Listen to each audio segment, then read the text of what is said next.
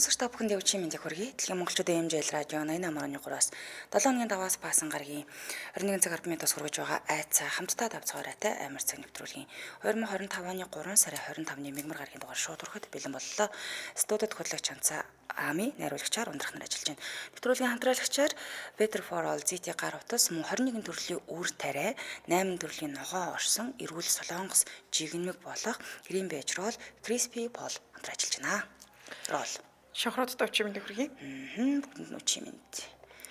За 20 дахь өдөр бит хоёр бодит гэмтэргийн тухай танилцуулдаг. Гэхдээ би өчигдөр нөгөө сүнсний тухай түүх та бүхэнд хүргэсэн учраас өнөөдөр цувралыг нь үргэлжлүүлээд хүргэнэ гэсэн үг. За хараа амын хч маань ямар мэдээлэл бэлтгэсэн байна. За би өнөөдөр нэгэн үнэхээр харамсалтай гэмтэргийн талаар хүргэх гэж байна. Хананд нуусан цогцос буюу тэр цогцыг олсноор цуврал алуурчныг яг барьсан.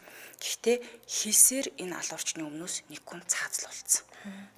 Тэг гин буруугүй хүнийг цаацалж байгаа. Тийм гин буруугүй хүнийг цааталсан. Тэгээ сүүлд нь яхав цагаад гасан. Тэгээд одоо алж ачаад одоо цагаад гатж байгаа юм. Гэхдээ тэг амнасаа алдсан хойно нь яхав нэр төрийг л одоо сэргээсэн. Тийм нэг тиймэрхүү юм болсон. Тэрнээс бол бүр цаацлаа ийцсэн.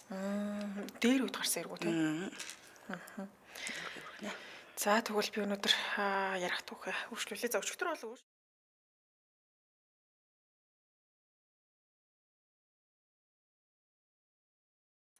ингээд тасралтгүй хэцүү явдал тохиолдчихсэн тухай ярьжсэн. Тэгээ сүүлдээ түүнийг нас бий төрхөөс өмнө үхэн гэдгийг нь эрэлгийн элч нар бүр 3 удаа ирээд нудган юм бидний хэлсэн. За тэгсэн энэ үед хамаатных нь нэг ах ухаангүй болоод тэгээ удган имэн тэдний хувь тавилан ингээд те тэр охин хорвоод мэдлэгсгүй охин байсан охин болон тэр хамаатных нь залуу хоёрын хувь тавилан ингээд солио гэж ярьж байгаа хэсэгтэр дууссан. Тэгэхээр тэр хэсгээс үргэлжлүүлээ. За нэг хачирхалтай зүйл нь хамаатны аханд бэртэж гэмтсэн үеийг бодохоор бүсгүйг өхөн гэдгийг сануулж ирсэн. Нөгөө эрэлгийн элчнэр ирсэн цаг хугацаатай тун тохирж исэн гинэ. Тэгээ дээрэс нь эрэлгийн элч нараа бүсгүйг насанд хүрэхээс өмнө өхөн гэж хэлсэн байдаг. Гэтэл тэр хамаатных нь ах нь яг 19 настайдаа амиа хорлох гэж оролдоод одоо ингээд тархин өгчөөд эмнэлэг твтэж байгаа. Тэгэхээр энэ хоёр бол яавч одоо энгийн нэг давцал бол биш ээ. Хувь тавилан байна гэж имэн үтсэн. За ингээд хүнчлэн бүсгүйн заяа төргийг үзэхэд ирээдүйн харагдахгүй. Харин тэр хамаатных нь комд орсон байгаа тэр ахын заяа төргийг үзэхээр ирээдүйн харагдаадсан байна. Тэгэхээр тэр тархин өгсөн эмнэлэгт те аппаратнаас холбоотой байгаа залуу бол аппарат нь салахгүй бол амьдрнаа л гэсэн үг. За тэгээд нөгөө имэн бодож байлдаг. Тэгж байснаас нэг нь үхэж нөгөөх нь үхснийхээ өмнөөс хичээнгүйл амьдарч байгаад бутсан дээр юм биш үү гэж ээжд нь хэлсэн. За тэгээд бүсгүй ээж нь энэ яриаг сонсоод ингээ уурсан маа л да. Гэхдээ та өөрийн ухаантай байна уу ээжээ? Хичнээн тийм байсан ч нөхрөл маань гэр бүлийн хүн штэ. Хэдийгээр үхэж чадаагүй хэцүү байдалд байгаа ч гэсэндээ заяа төрийг нь солино гэдэг ч одоо юу гэсэн үг юм бэ? Гэхдээ тэглэж та одоо хүртэл чимээгүй байснаа гинтхэн яагаад ийм зүйл хийх гээд байгаа? Та ч бас сүрхий чадaltaй л удхан биз дээ. Анхнаас нь тэгвэл хувь тавилангийнхын дээр учрыг олохгүй байсан гэл ингээд ээж рүүгээ бухимдаж хэлж л дээ. За харин эмээгийнх нь хувьд хар залуугаасаа л гэр бүлийнхнийгээ алдаад ер нь энэ удган эмээн ч гэсэн хэцүү амьдралыг туулж өссөн хүн. Тийм учраас газар дээрхтэй охин нь ганц охин нь үр хүүхдээ алдах зовлон охиндоо мэдрүүлэхийг хүсээгүй. Тэгээ ээжд нь хандан за хэрвээ заяа төргөнд тийм төрсөн бол ямар ч аргагүй. Энэ бүгдийг бурхан анханаас нь зурсан шүү дээ. Би хэдийгээр удган байлаач бурхад миний гэр бүлийг гээд намайг харж үзчих чиний охиныг өршөөнө гэж байхгүй.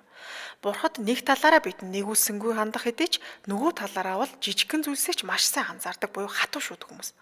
Хатуу шүдэг гэж хэлж байгаа. Тэгэхээр бүхэл бүтэн 3 удаа эрэлгийн элч ирж те авч явахаар мэдэгдсэн байгаа энэ үрийг чинь бурхан юу гэж хамгаалах юм бэ?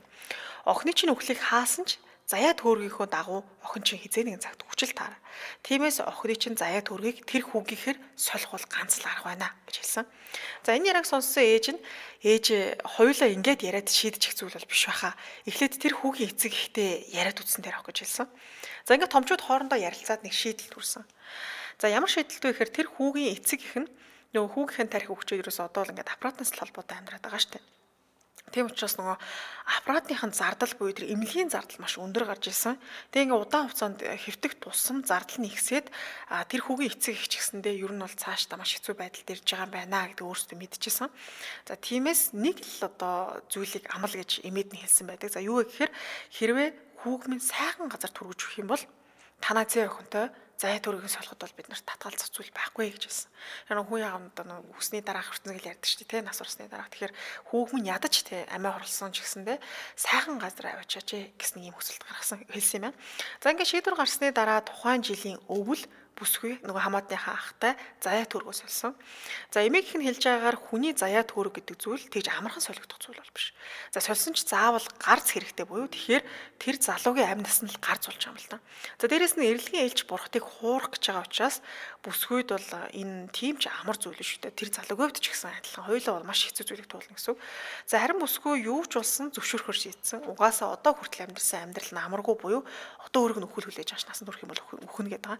За тэгээ гэр бүлийнх нь өөрөөс нь болоод өнгөрсөн хугацаанд бизнес дампуурч гэдэг юм хамтаас одоо хагаралтайгээд маш хэцүү байсан гэдгийг харсан. Тэгээ нөгөө талаараа хүний амь насыг те одоо өөрийнхөө солино гэдэг бол өөрт нь маш аимшигтай санагдсан. Гэхдээ дотор нь бол амьдрах хүсэл байсан. Би яагаад ингэ эрт өгөх ёстой вэ те?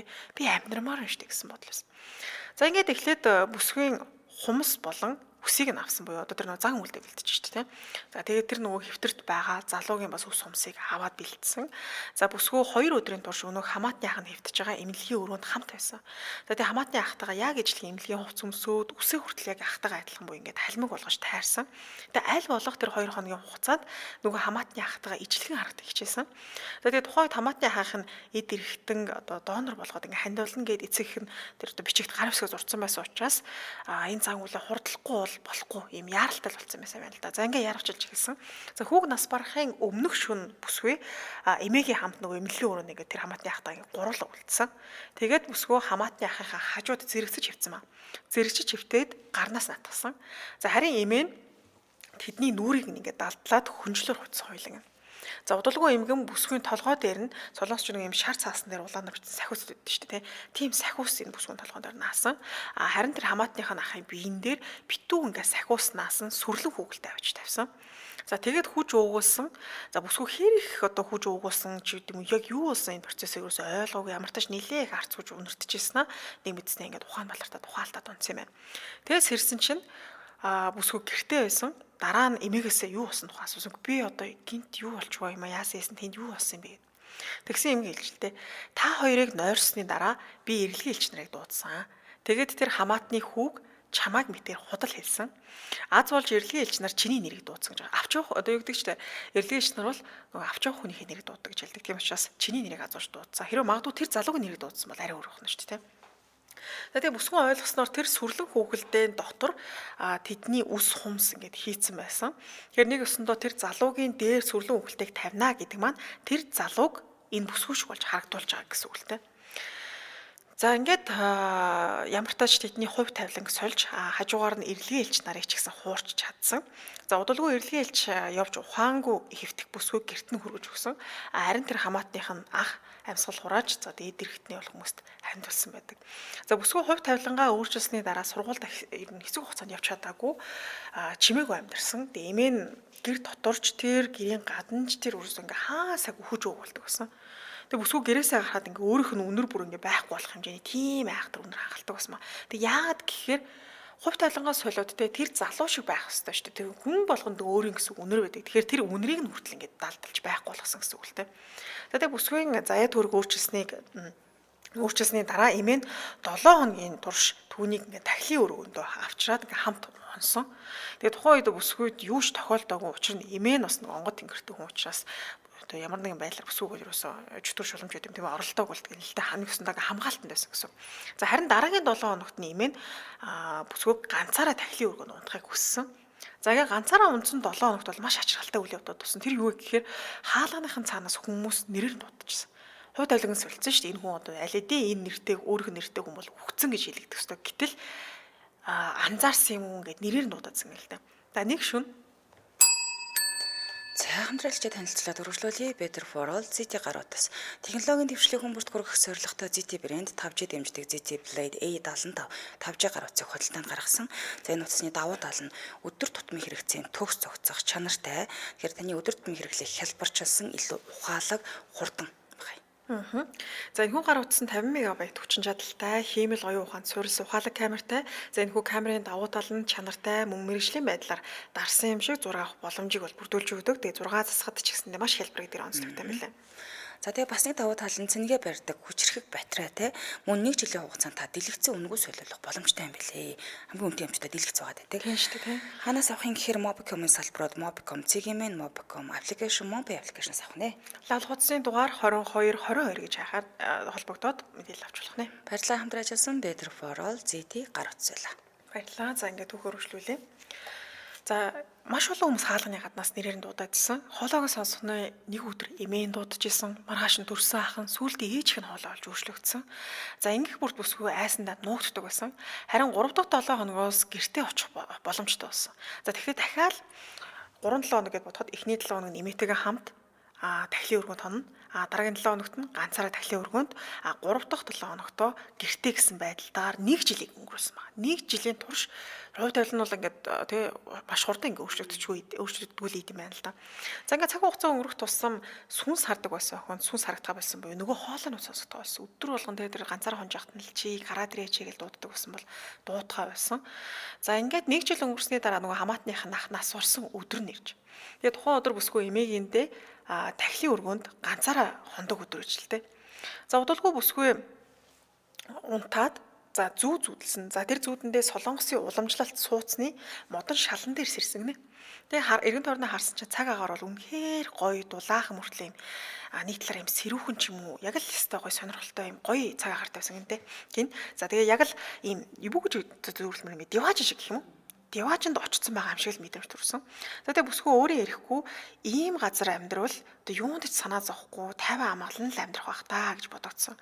За тэгсэн тэр тэнд харагдах замаас өөртөө нь заяа төргөөс олсон хамаатных нь ах үгүй нүүрэндээ бүр битүү инээмсэл тодруулсан гүйж ирж байгаа харагдсан. За тэгээд дөхөж ирээд асуусан маам л да. Чи одоо хүртлийн дундж байгаа юм уу? Чамайг эгч чинь хайгаад байна штэ. Чи эртхэн эгч рүүгээ яв гэж хэлж бүсгүүд. За энэ үед бүсгүүд өөрийн мэдлгүй юм гимшээ сэтгэл төрсөн. Яа тэгэхээр энэ хүн миний өмнөөс нас орсон шүү дээ. Тэгээ би хувь тавилангийн ч авцсан. Энэ хороогийн хүн биш болсон учраас өөрт нь ингээ гимшээ сэтгэл байсан. Тэгээ нөгөө хамаатныхаа ахыг тэрвэрэд уйлж. Тэгээ уйлаад маш олон удаа уучлалт гуйсан юм байна. Намайг уучлаарай. Би ингээ хэсгүйсэн. Гэтэ намайг үнэхээр уучлаарай гэв. За харин тэр ах нь чи өмнө нь миний доогийг эзэндээ гимшээд байгаа юм уу? Зүгээр штэ. Ах нь дахиад л авахд болно штэ. Чамайг ингэсээр байтал эгч чинь ийшээ хүрээд ирээ шүү. Чи одоо яв гэж хэлж. Бүсгүй ямартайч ойлголаа ахаа. Би тэгтээ дахиад тантай уулзгаж ирнэ гэж хэлээд буцах гэтэл гинтхэн өнөөх ах нь бүсгүйг нэрээр нь дууцгана. Тэгээ гайхаад яасан ахаа гэд асууж. Тэгсэн ах нь чимээгүй хэсэг бүсгүй ширтжсэн аа. Баярлсан шүү ах нь гэж хэлж. Харин бүсгүй за сүртэй зүйл биш штэ ахаа гэж хэлээд ахынхаа ирсэн замаар бүсгүй цааш гүйснээр зүуднээсээ сэрцэн буюу нэг ёсондоо ирсэн зам гэдэг нь тэр хүний хувь тавилан те заяа төргийн зам болоод шүү дээ. За тэгээд сэрээд зүүдэлсэн зүүдээ эмээд ярьсан чинь эмээ за одоо зам нээгдсэн бүх зүйл болчлоо. Чамайг бурхад хүлээн зөвшөөрсөн байна. Гэт чөлөөтэй амьдарч болно гэдгийг хэлсэн. За ингээд бүсгүй заяа төрөг төгс өөрчлөгдөж чадсан. Тэгээ одоо хүртэл нас бие төрсэн эрүүл саруул амьдарч байгаа хэрэг. Сонирхолтой л юм тийм ээ. Тэгээд ах нь болохоор уранд нь л ингээл нас орчиж байгаа гэсэн үг шүү дээ. Тийм ээ. Одоо яг бас хоёр хүний өмнөөс амьдарч байгаа гэх юм уу те тэр хүний өмнөөс ч гэсэн дайлуулах зөв амьдрахыг хичээж байгаа гэсэн мэлээ. Тэгээд тэр зан үйлч бас надад аягүй сонирхолтой санагдсан л да. Тэгээд дараа нь зүүдэнд нь орж ийн гэдэг чинь баг заяа төрөг гэдэг бол тийм амархан солигдох зүйл биш буюу 1 жилийн турш хаалгын цогш нь үтсэн ба шүү дээ. Чи бишээ өөр хүн явцсан байна гэдэг мэдээдсэн гэсэн үг шүү дээ. Бид нар ч нөө бурхны зурсан зураг гэж яриад байдаг чинь одоо заяа төр шүү дээ. Зам замаараа л явж байгаа. Тэгээ 1 жилийн дараа одоо хүлээн зөвшөөрсөн гэх юм те. Тийм л байна. Гэтэ эмээ нь бол актер юм хийжээ. Тэгээд эмээ нь бол араас мэджил байгаа бах гэж бодчихлаа. За ингээ үргэлжлүүлэн дараагийнхаа хэрэг рүү оръё. За John Reginald Holiday Christie гэдэг хүнийг танилцуулах юм. 1899 оны 4 сарын 8-нд төрсөн. За 1940-оос 50-ад оны яг ихэнх үеэр болохоор маш идэвхтэйгээр хүний амнаас хөнөөжсөн Английн цуврал алуурчин, цуврал хүчирхийлэгч байгаа.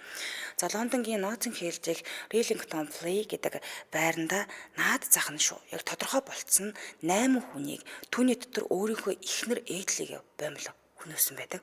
За ингээм 1953 оны 3 сард Rillington тэр газраас нүүж ирснийг дараахан түүний 3 хорогчийн цогцыг ханын цасаар гутсан галтгооны өрөөнийх нь хонглоос нь ингээд олсон байдаг. За өөр 2 хорогчийн шарилыг цэцэрлэгээс эхнэрийнх нь цогцыг болохоор урд талынх нь одоо өрөөнийх нь шалны хавтангийн доороос олсон буюу гэртээ бүгдийг нь нууцсан байсан.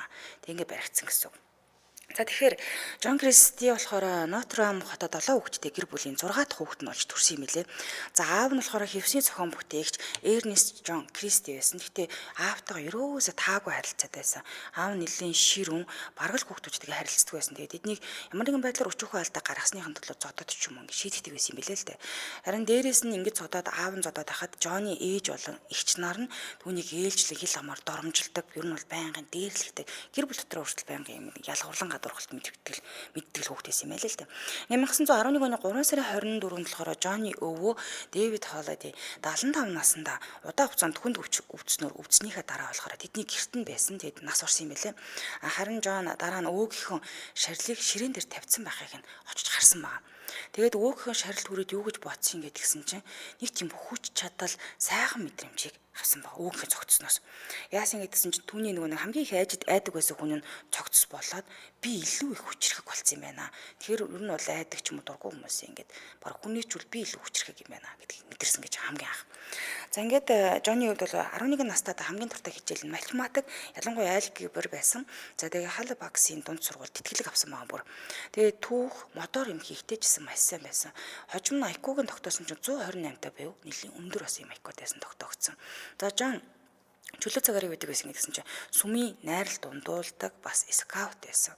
Ингээд 1913 оны 4 сарын 22-нд сургуулаа төгсөөд туслагаар ингээд ажилд орсон маа. Гэвчиг нэг том амьдралд нь асуудал юу байсан гэдгсэн чинь бэлгийн сулралтай байсан. За тэгээ бэлгийн сулралтай нь холбоотой асуудал аль баг буй өсвөр наснаас нэгсэн юм билээ л дээ. Тэгээ бэлгийн харилцаанд орох гэсэн анхны орлогууд нь бүгдээр бүтлгүүцсэн. Энээс нь болоод үе тэнгийнхэн түүнийг Вигийн Нодик юу ч чадахгүй Кристи буюу Жон гэж дуудаж доромжилдог бас юм л бүр юм хоч өгцөн. За Жоны энэ бэлгийн асуудал нь насан туршид нь үлдсэн. Ерөөсөө огт арилаагүй юм билээ. За тэгээд ийм асуудалтайс учраас ихэнх тохиолдолд зөвхөн биеийн үнэлэгчтэй л одоо уулздаг юм байсан.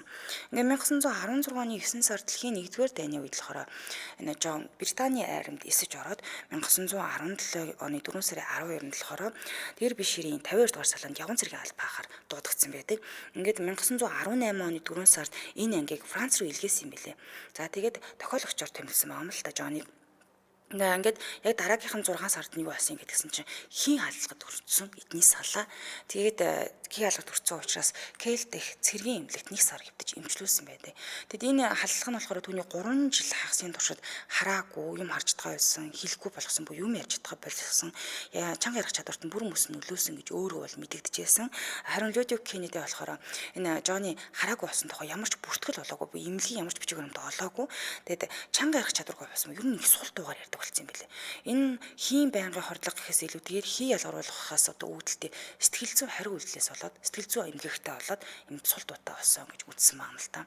За ингээд 1919 оны 10 сарын 22-нд айрамаас халагдсан байна. Тэгээд 23 оны 12 сарын 23-нд хатгааны агаарын хүчин дуулан ээлсэж орсон ч гэсэндээ 1924 оны 8 сарын 15-нд ерөнхийдөө бол халагдсан байдаг. За ингээд цэргээс халагдсан учраас юу ийх вэ гэд 20 оны 5 сарын 10-нд болохоор Halifax хотын бүртгэлийн газарт Брэдфолдын Ethel Simpsonтай гэрэлсэн байдаг. За түүний бэлгийн сулрал нь хിവэр байсан. Ерөөс засраагүй байсан учраас сүүлд нь нас орсныхан дараа шинжилгээ хийсэн чинь бэлгийн сулралгүй гэж тогтоогдсон билээ. Тэр өөрийгөө сэтгэл зүгээр л одоо өөрөө тэгж бодоод итгэсэн юм шиг. Үгүй эмчэд үзүүлэхгүйгээр тэгж бодсон юм байна тийм. Тэрнээсгүй бол ямар ч сулрал байгаагүй гэж тогтоогдсон байлээ нэрээ. За ингээд бэлгийн сулрал нь өөрийнх нь хувьд бол хിവэр байсан учраас биеийн үнэлэгчдэр байн гоц хിവэрлээсэн. За тэгээд гэрлэлтийн их үедээ Ethel буюу эхнэр нь хүүхд дуулан бас юм билээ нэр. Данч зулбцсан. За 4 жилийн дараа хамт амьдарсныхаа дараа хосод бол 2 дэшег болоод аль бисаар салсан байдаг. За ингээд тэр жилдээ Ethel болон түүний дүү нар нь болохоор Шеффилд руу нүгэл ингэ яваад байсан. Яваад өгсөн 1923 онд болохоор Жон Лондон руу нүсэн ба. Тэгээд яг энэ 10 жилийн хугацаанд бол байнгын шоронгоор дамжаад ингэ явж байсан. Ethel хамаатан саадныхаа хамт Йоркширт амьдарч байсан ба. Кристи 1934 оны одоо Жон 34 оны 1 сард шоронгоос суллагдсан ба. Энэ үед нь болохоор хосууд эргээд нийлсэн л хэвээр хамгийн том алдаа болсон. Эргээд нийлсэн. Тэгээд Риллингтон плейс руу нүүж оцсон ба. За Ethel-тэй гэрэлсэн эхний 10 жилдээ болохоор Кристи Жон Кристи гэдэг яриад яваад тийм лээ. Дууддаг. Ер нь бол одоо танилуд нь Христийг гэж дууддаг. Христийг явуучих. Хид хидэн эрүүг гэмт хэрэгт бол холбогдчихсэн. За хамгийн эхлээд болохоор 1921 оны 1 сарын 10-нд болохоор Галапагос хотод шуудан зөвчрүүлэн ажилд орсон юм билээ л дээ. А тэгсэн 2 сарын 20-оос 3 сарын 26-нд шуудангаар нь өөрөө хүргэж өгөх ёстой байсан хүний захиалал хулгайлсан хэрэгээр анхудаа 3 сарын ял авсан. Тэгээд ээчим шоронд ялаа эдлээд 6 сарын 27-нд 3 сар суусныхаа дараа суллагдсан ба. Ингээд Кристи 1923 оны 1 сарын 15-нд ловер хийсэн. Хүчирхийлэл үйлцэх хэрэгээр буруутгагдаж 12 сарын турш тэнцээ гаргалзах ял авсан байдаг. Ингээд 24 онд одоо хулгайн 2 гэмт хэрэг үйлцсэн байна л да. Ингээд 24 оны 9 сарын 22-нд болохоор Вансорт шоронд 3 ба 6 сарын дараалал юм хорихлыг авсан байдаг. Ингээд 29 он болж байгаа. 29 оны 5 сарын 13-нд болохоор ачааны машины жолоочоор нэг 2 жил гаруй хугацаанд ажилласан юм билээ л дээ. Тэр хоорондоо Кристи Баттерси хотод хамтдаа ингээд амьдарч ачааны машин барьдаг байсан. Мод Коул гэдэг одоо хамтдаа ажилладаг байсан хүн рүүгээ халдсан ирэхээр буруутгагдаад 6 сарын хүнд ажил хийлгэх ялаар шийтгүүлээд ингээд гарсан юм билээ.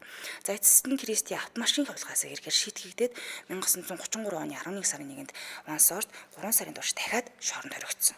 За тэгээд их нэртэйгээ одоо эдэлтэй болохоор 1934 онд чоронгоос сулагдсныхаа дараа эвлэрсэн ч гэсэндээ эхнэрээ дандаа араар нь тавьдаг хിവэрээ нөгөө биеийн өнгөлчтэй уулзсан хിവэрээ л байсан. А гэхдээ нөгөө юм хулгай жижиг сажиг юм гимт хэрэг хийх юм бол зогсоогоод одоо жоохон намж юм болсон гэх юм уу. За ингээ 37 он болоход хосууд Лондонгийн нэлээд хуучирсан хэсэг болох Ноттинг Хилл дэх Риллингтон Плей гэдэг юм газар руу хамгийн дээд давхарт нүүж орсон байгаа юм л да. Ингээ 38 онд болохоор 12 сард нь доод давхар руу ахиж шилжиж нүүрсэн. Энэ оршин сууж байгаа очисон газар нь одоо байрлах нь гэхээр яасан гэхээр засвар үйлчлэгээ муутай. Нэг нэлээд хуучны.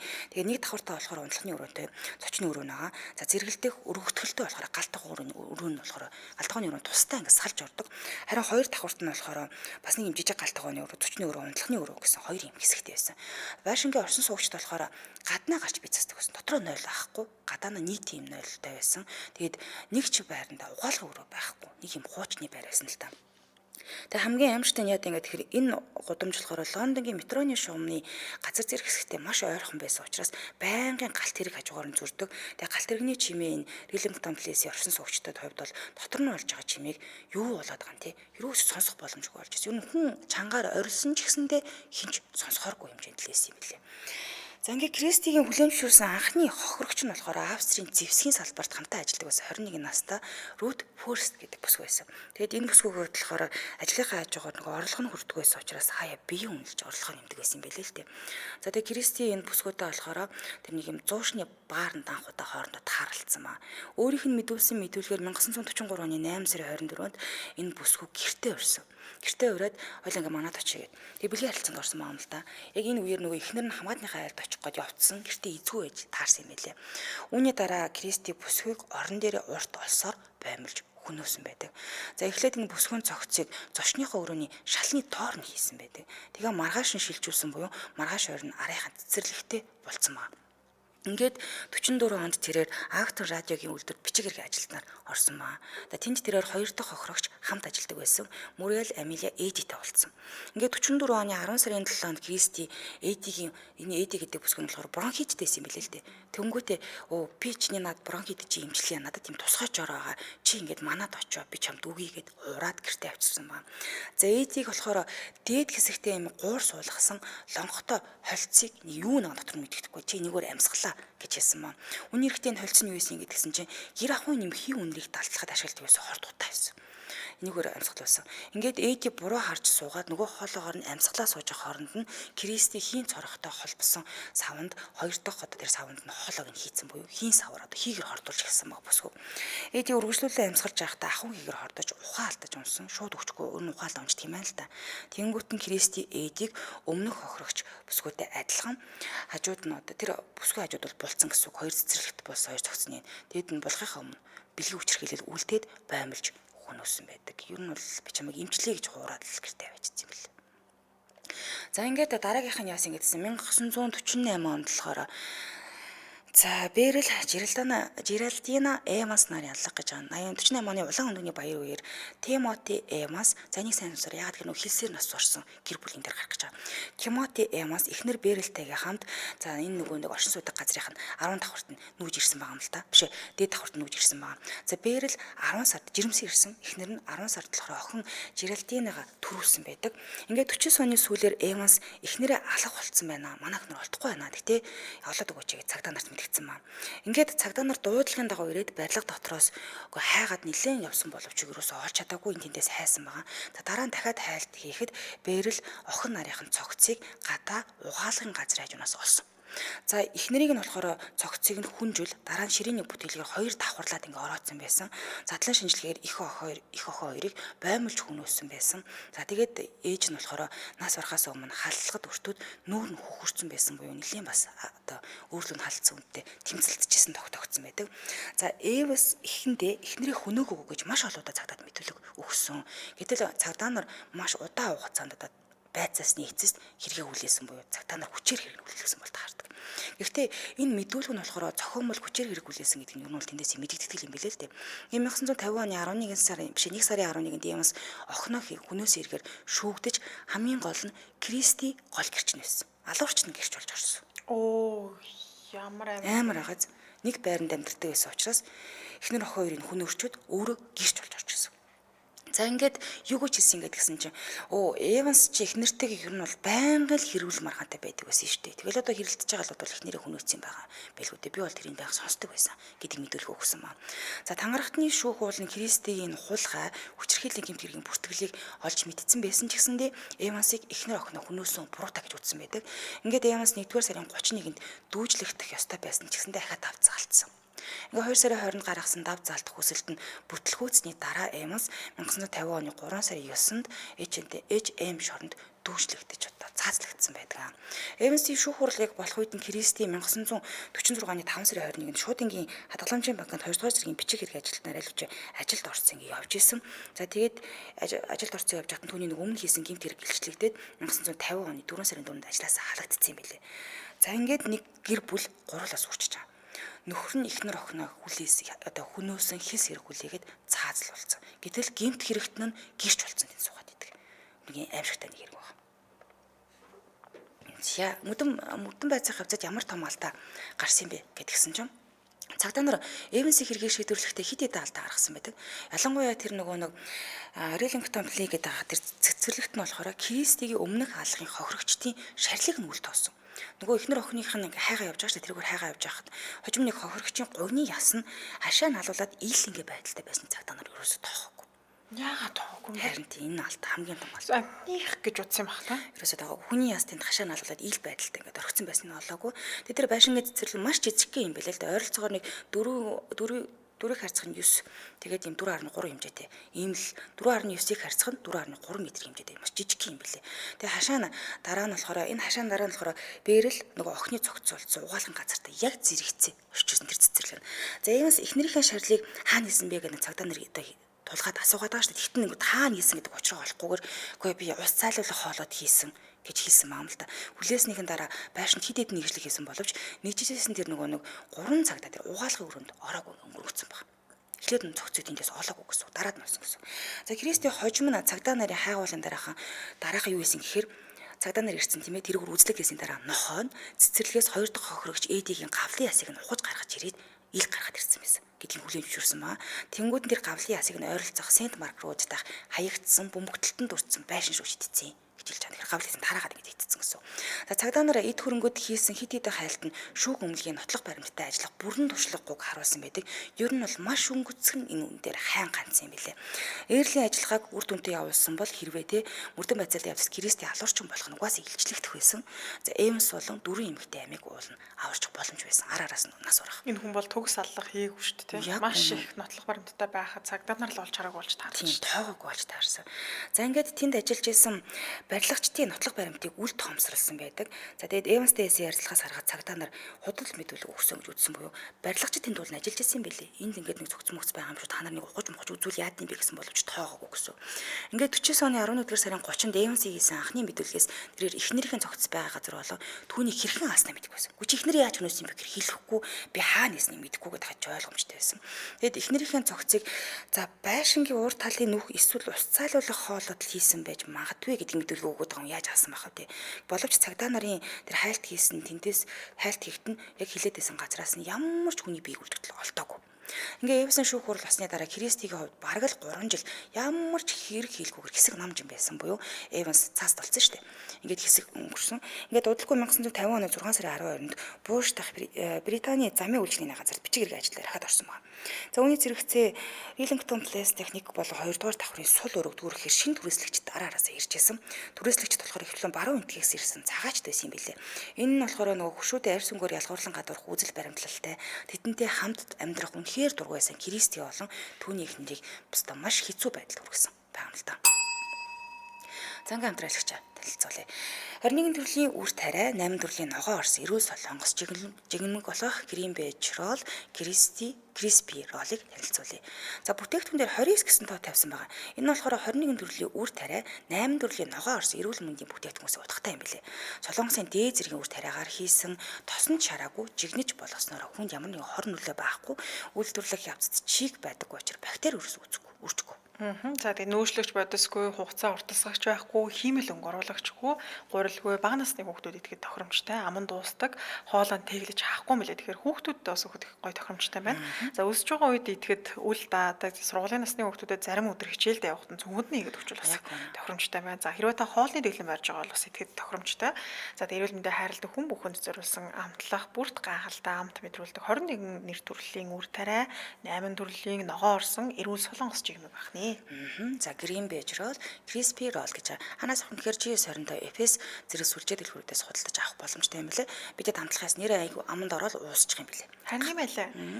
Холбоо утасны дугаар 88 12 99 70 86 84 86 55 гэсэн дугаарлал бүгдээрээ. Баярлалаа хамтран ажилласан 21 төрлийн үр тариа, 8 төрлийн ногоон орс, эрүүл солонгос жигнэмэг болох Green Bay рол, Crispy рол байлаа. Баярлалаа.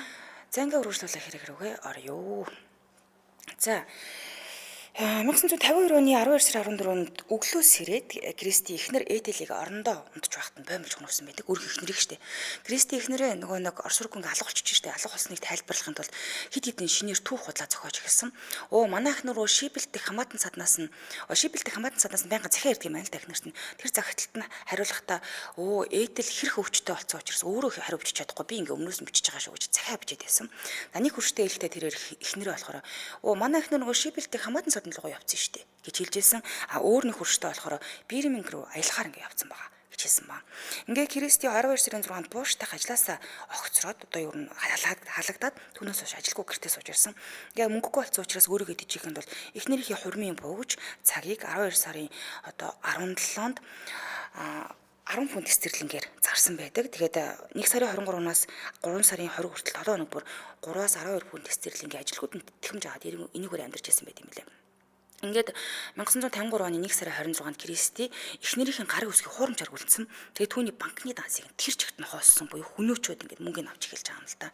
За ингээд 53 оны 2 сарын 27-нд Кристи нас урсан эхнэрийнхээ хувцсыг 3.5 фунтээр зараад буюу нэг ингээд баг мөнгөөр зараад л ингээд яваадсэн. Хууль эндээсээ мэдсэн бол тэ эхнэрийн жоо хайцсан байсан бол. За ингээд 53 оны 1 сарын 19-ноос 3 сарын 6-ны хооронд Кристи Wellington-ы гэртээ урьж авчирсан Кэтлин Малони, Рита Нельсон, за Хекерта Макленан гэдэг 3 эмэгтэйг хөнөөсөн. За Малони болохоор биеийн өлөгч байсан. За Нельсон болохоор Белфастаас ирсэн буюу Ладборх гурав авдах эгчиндээ зочилж ирээд байж хатаал ингээд алуулчих чаа. За тэгээд тэд Криститэй уулзах үедээ болохоор 6 сартаа жирэмсэн үнийг бас ингээд хөнөөсөн гэсэн үг. Кристи Лондонд одоо найз залуу Алекс Бекертэйгээ хамт амьдарч ирсэн. Макленантай анх кафе танилцсан байт юм билээ. Тэд ингээд найз залуутай байхад нь танилцсан гэсэн үг. Ингээд гуруула хид одоо уулздаг байсан. Кристи, Макленан, Бекер нь хоёр одоо байр хайгаа явж байсан юм билээ. Хосууд юу бол байр хайж байгаа хооронд нь үгүй чи манад та хоёр одоо манад байр ордохгүй хэсэг байж байхгүй даа гэд байлгасан байгаа. Ингээд дараа нь Кристи бүсгүүдээ ганцаараа уулзаад түүний гэртээ эрхийг ятгаад авчирсныхаа дараа хүнөөцсөн байгаа. За дараа нь харин найз бүсгүйгээ хайгаад явж байгаа найз залууд нь оо яана ирээгүй штэ манад ирээгүй хамгийн сүүлд та хоёртаа хамт л таарсан штэ өстой мэдэхгүй байна гэд хойдог өдрөнд худлаа дүр эсгээд тэгээд найз залуутай байнгын уулзаад найз бүсгүйг нь хамт ингээ хайгаа яваад байсан. Үр хүжээ алаад хүнөөцсөн байгаа штэ. Тэгээд сүүлчийн хохирогчтой болохоор гал тогооны өрөөнд суулгаж хагаад хоолоод ирэх нөгөө хавчаар хийн хоолойны хавчаарыг нь суллаад өрөөрөө албаар хий оруулж ингэж хий алдуулж эхэлж байсан. Тэгээ хохирогчдод бүгд нуус дүрэгчийн дутуу эслийн хордлоготой байсан бол зүгээр тогтоогдсон байдаг. Тэгээ хий болохоор хохирогчдыг нойрмог болгож байсан. Ер нь бол унтах гад ийм байдалд оруулаад дараа нь Кристи урт олсоор боомлж гуруулан ингэ хүрнэсэн байдаг. За эдийг нэг адил буюу Кристи сүүлийн 3 орогч ухаангүй байхад нь дахин бэлгийн хүчирхийлэлд оруулсан. Тэгээ нас барах хүртэл ерөөд хүчирхийлсэн байдаг. За түүний цагдаад өгсөн мэдүүлгээр үеэр болохоор тэр нас барсныхаа дараа хохирогчтой одоо хинтэнч бэлгийн харилцаанд ороогүй гэж өөрөө мэдүүлсэн л хэлээ л дээ. Кристи хохирогч бүрийг боомлж хүнөөснийхээ дараа төдний одоо хаас нуцгийн биеийг нь хүнжилт ороосон. Ороохоос өмнө болохоор нэг юм сони мэдгэсэн. Хоёр хөлнийх нь хооронд хантаа юм уу эсвэл даван материалтай юм тавиад давхар ингэж ороод өгсөн. Ингээд гал тогооныхоо өрөөний арын жижиг ханамд нь гурвуулангийн босоохор ингэ хийж оргисон байдаг. Гурван цогцыг.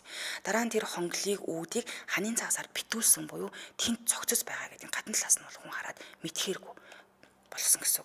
За ингээд 53 оны 3 сарын 20-нд нөгөө өөрийнхөө амьдарч исэн байрыг буюу за 23 оны байдлаар 765 фунт стерлинг буюу 270 фунт стерлингээр өөр хосуудад түрээслэхээр шийдсэн. За 3 сарын 24-нд түрээсэлж ирсэн одоо хосуудын нөхөр нь болох Браун нэг юм уцгүй төхөөрөмж барихын тулд ханамд нь хаалтыг гэж оролдохдоо галтгооны өрөөний хонглыг нь болоод илрүүлсэн байна. Ингээ Браун ханийн цаасыг нь аваад өөндний нөхөөштэйг аваад үзсэн чинь Малоны нийлсэн Маклена нарын цогцыг нь олж харсан байна. Ингээд Браун цагдаад мэдэгдээд Кристи хотоо иргэн сурвалж гисэн байдаг. Гэтэл Кристи одоо энэ байрнаасаа гарч явсныхаа дараа Кингс Кросс Хромтонд очиж жинхэнэ хаягаараа 7 өдөр хонох өрөө уулан захиалцсан явжсан. Айгуу 50 явж байгаа. За тэгвэл 4 хүн хонсон 7 хоноогүй 3 сарын 24-нд байрнаас нь цогцос олцсон тухай мэдээ үтцсэн ба. Тэнгүүдээ тэндээс цухтаагаад ингээ явцсан. Ингээд Лондонд тойрон тэнүүжтэй шүнжэнгөө одоо ер нь шөндөө унтаал, гудамжаар унтаал өдрийн ихэнхийг кафе, кино театраар явж өнгөрүүлж эхэлсэн. За ингээ мөнгөгүй асан учраас 3 сарын 28-нд тэрээр цагаал ламбард тавьсан ба. 3 сарын 31-ний өглөө болохоор Кристи тэр гүүрний ойролцоо далан дээр явж байгаад цагдаагийн ажилтан Томас Лижертэй таарсан юм л да. Тэнгүүд Томас Лижер харангуйтаа 90 сурвалжлагч байгаа хүмүүс байна гэдэг таниад баримтлагдсан байдаг. За цагдаа нар Кристиг 90 сурвалжлах үедээ түүний хувийн зүйлсийн дундаас Тимоти Эвансын цагдаа хоригдсон хуучин сонины хайжилбарыг олцсон буюу хэлсээр цаасд олцсон хүний хайжилбарыг биетээ аваад ингэ явж ирсэн. За ингээ Кристи цагдаад байцаалд өгөхдөө эхлээд нь зөвхөн гэрт нь байгаа байсан эмэгтэйчүүд болон 3 цогцсагаа штэ. Бодлоо эхнэрээ хүнөөсөө иргээ бол хүлээн зөвшөөрж исэн. Тэгээд юу яриад байгаа юм бэ? Танаа арын цэцэрлэгээс чинь булсан арыг ясаа олсон гэж хэлэхэд оо тийм тэр хоёрыг ч гэсэн би алсан гэж хүлээн зөвшөөрсөн байдаг. Ингээ 53 оны 4 сарын 27-нд Кристи 1949 онд цагдаагийн мөрдөн байцаалтад явчаад Тимоти Эвансыг анх буруутгаж байсан Берл Эвансыг хүнөөсөө иргээ хүлээсэн байдаг. За тэгвэл охиныг нь хүнөөгөөгүй гэдээ юусоо үгүйсгээд байсан. Шүүх хурлын дараа нэг удаа Кристи хэлсэн байна л да. Би нэрээ охины ч бас алдсан ч гэж магадгүй юм да гэж имлэгийн ажилтнанд хэлсэн байдаг. Санахгүй байгаа юм. Тийм юм. Албаар ч юм шиг тиймгүй. Нэрээч би алдсан юм уу да гэж имлэгийн ажилтнанд хэлсэн байдаг. Ингээд шүүх хурал нь болохоор 1953 оны 6 сарын 22-нд Эвансыг нөгөө нэг хэлсээр сууж ясан хүний тийм ээ цаасд тулцсан хүний 3 жилийн өмнө шүүж ясан шүүх хурал дээр яг хэлсэн байт юм билэ. Кристи өөрийгөө солиотой гэж өмгөөлж хэлсэн. Тэгээ үйл явдлын талаар би юу ч санахгүй байна. Би санах юм уутай гэж мэдээсэн байдаг. Тэнгүүд нь өмнө нь хоригдчихсан H.M. Шоронгийн эмчийг сэтгэл зүйч эмчийг авчирсан гэрчээр дутсан байдаг. За тухайн үеийн ангаах ухааны нэр томыг ашиглаа Кристиг гистерик зантай боловч галзуураагүй ирүүлээ гэж мэдүүлсэн байдаг. За ингээд шүүгчид Кристигийн хүсэлтийг хүлээн авахаас татгалзаад 85 минутын турш хэлэлцсэний хэзээ түүнийг буруутаа гэж үзсэн байдаг. За тэгээд цаа зарах ялгамсан байдаг. 6 сарын 29-нд Кристи ялын эсрэг дав залтах гомдол гарахгүй гэдгийг мэдгдсэн байдаг. 7 сарын 20-нд болохоор Эвансын ээж нь Кристи цагтл бичээд чи бүх хэрэгээ хүлээг хийчээ гэж гуйсан байт юм билээ. Ингээ Кристигийн эцсийн уулзагчдын донд армийн хуучин найзлах Денис Хэг, Шоронгийн захирагч болон Кристигийн эгч Фелис Кларк нар багтаад түүний цаазуулах яг өмнөх шөнө түүнтэй бас уулзсан байдаг. Ингээд 53 оны 7 сарын 15-ны өглөөний 9 цагт тэр шоронд дүүжилж хөнөөгдсөн байдیں۔ Гэтэ ингээд яг дүүжлэх чахт нь юу хийсэн ингээд гэсэн чинь юу гэдэг нэг гомдол гаргасан юу ингэ гэсэн чинь миний хамар захтнаад ах юм гэж хэлсэн байдаг. Яг дүүжлүүрт тухайн үзүүнд нь зооцсон багт нь тэгт нөгөө ялг гүйцэтгэгт нь чиний над зовлон чинь удахгүй байхаа гэж хэлээд дүүжилсэн байт юм байлээ.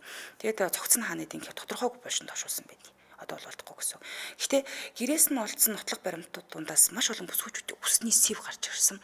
Тэгээд тэр ДНХ дээр үндэслээд үзэхэд тэр Релингтон плент их гэртээ илүү олон аллах үйлцсэн байх магадaltaй гэж таамагладаг юм билээ. Яагаад тэгэхээр тухайн үед нь Кристи яг энэ аллахын идэвхтэй үед нь Лондонд маш олон бүсгүүчүүд сураг хаалга болж байсан. Дандаа нөгөө нэг бие үнэлжтэйсэн юм билээ л дээ. Тэгээд энэ эмэгтэйчүүдийн бүртгэлийг шалгах гэх мэт өөр хоригчдыг хайх орлого юусаа цагтаа нар яхад хийгээгүй. Тэгэхээр одоо хэсэгцүү. Тэгэхээр илүү хэрэг хийсэн байх магадлал өндөр юм шүү дээ. Тийм батлагдсан л энэ хэд байгаа. Тэгээд Тимоти Эвансын гим зүмгүй байдлыг нэлээд сүүлд бол цаатгсан байдаг. Одоо нөгөө цаазлуулсан шүү дээ. Хийс эргээр Кристийг үйлцсэн хоёр алгын эргээр хийсээр цаалгасан Тимоти Эвансын буш Кристийг буруутаа гэж мэдэгдсэний дараа 1966 оны 10 сарын 18-ны өдөр цаах тухай хуулийг нийтийн танхимд зарласан байт юм билээ. Ингээд дараа нь Эвансын шарилыг бушнаас нь гаргасан. Яг тэр нөө цаацлсан хүмүүсийг нийтийн орчуулгын газар цоочилж тийм ээ. Нэр усч байхгүй ингээд нийт дунд нь оршуулж тийм ээ л та. Ингээд гэр бүлийнхэнд нь буцааж өгсөн байдаг. Тэгээ гэр бүлийнхэн түүнийг хувийн буш дахиад оршуулах ажлыг зохион байгуулсан байт юм билээ. 2003 оны 1 сард дотоод хэргийн яам Эвансын эцэг нэгт игч Мэри болон түүний игч Элен Эшпинарт шүүх хурлыг буруутаа шийдвэр гаргасан гэж үзснийхэд төлөө нөхөн төлбөр олгосон буюу айл 2003 онд л нөхөн төлбөр олж авсан эдний гэр бүлийнхэн. За дотоод хэргийн яамны хараат бус шинжээж Лорд Берингийн хэлэхдээ болохоор Тимоти Эвансын хүүхдийн амиг хөнөөс ирэхэд яллаж цаазсан нь буруу бөгөөд шудраг бус үйлдэл гэдгийг хүлээн зөвшөөрнө. Тимоти Эвансыг эхнэрийн амиг хөнөөс ирэхэд буруутгах ямар ч нотлох баримт тухай үед олдоогүй. Тэнийг Кристи хөнөөсөн гэж мэдгдсэн байт юм лээ. Таны юм бэлэн босон доо. Тэр өмнөөс нь цааслуулдаг хүн л аюу харамслаа. Ер нь тэр гэр бүлийг тэр чигт нь хүүс тэмтэрч байгаа гэсэн үг шүү дээ. Өөр гэрчээр оролцоод нөхрийг нь хүртэл хэрэгтэй болгоч чана гэдэг чинь. Тэ тухайн үеийн цагдаа нар их л муул ажилласан. Тухайц нотлох баримт тэрүүгээр дүүрэн байхад. Зүгээр ингээд яс ингээд тавьсан байх шал тэрийг харахгүй гэдэг чинь. Ер нь шалгасан гэж хэлэхэд бол хэцүү юм шиг. Бараг зүгээр ингээд ийм тойроод гарц юм уу да гэрээр нь бараг. Харин дээ. Тэгээд тэрийг газараас нь хоёрын хоёр хүний цогцос олдчоод байхад дахиад яга шалгасангүй вэ? Тийм ээ. Ингээд хайснаасаа болж энэ нөхөр ихтрийн амиг хөнөөж байгаа араас нь 3 бүсгөө гэсэн юм байна. Тийм магадгүй мэдэгдэг хитэн хүнээс ч илүү байж магадгүй юм байна. За баярлалаа хүргэн нэвтрүүлгийн өндөрлөлийн студид хөтлөгч Чанцаа Амийн хариулагчаар ундрахнаар ажиллаа. Нэвтрүүлгийн хамтран ажиллагчаар Бетер Форол, Зити гар утас, мөн 21 төрлийн өөр тариа 8 төрлийн ногоо орс, эрүү солонгос чигнэмэг болох Грин Бэжрол, Криспи рол хамтран ажиллаа. Урагшлуулсан та бүхэн маань томчуудын шууд нэвтрүүлэг авсан сонсороо түр баяртай. Баярлалаа. Баярлалаа.